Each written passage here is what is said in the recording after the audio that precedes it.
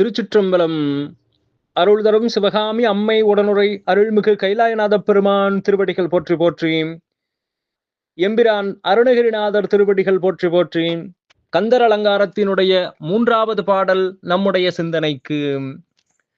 தேரணியிட்டு புறமெரித்தான் மகன் செங்கையில் வேள் கூரணியிட்டு அணுவாகி கிரௌஞ்சம் குலைந்து அரக்கர் நேரணியிட்டு வளைந்த கடகம் நெளிந்தது சூர்பேரணி கெட்டது தேவேந்திரலோகம் பிழைத்ததுவே.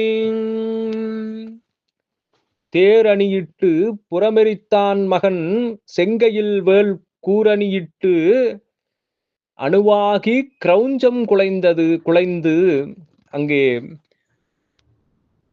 தேர் செலுத்தி தன்னுடைய தேர்ப்படையை செலுத்தி சென்ற முருகப்பெருமான் புறமெரித்தான் மகன், முப்புறங்களை எரித்த சிவபெருமானுடைய மகனாகிய முருகப்பெருமான் செங்கையில் வேள் கூரணியிட்டு அணுவாகி கிரௌஞ்சம் குலைந்து, அங்கே கிரௌஞ்ச மலை தன்னுடைய அண்ணனை யாரும் வெற்றி கொள்ளக்கூடாது, தன்னை வெற்றி கொள்வதற்கு முன்பாக என்று ஒரு பெரிய மலையாக உருவெடுத்திருந்த அவ்வரக்கன் கிரௌஞ்ச மலை முருகப்பெருமானுடைய சிவந்த கருணை நிறைந்த கையிலே இருந்து புறப்பட்ட ஞானவேலினால் தூள் தூளாகி போனது, அணுவாகி கிரௌஞ்சம் குலைந்து.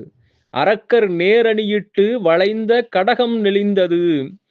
அடுத்து சூரபதுமனுடைய பெரிய படை முருகப்பெருமானுடைய படையை வளைத்து வெற்றி கொள்ள வேண்டும் என்று வந்த அப்படை பின்வாங்கி நெளிந்து பின் சென்றது. சூர்பேரணி கெட்டது, சூரனுடைய படையும் தோல்வியுற்று ஓடியது.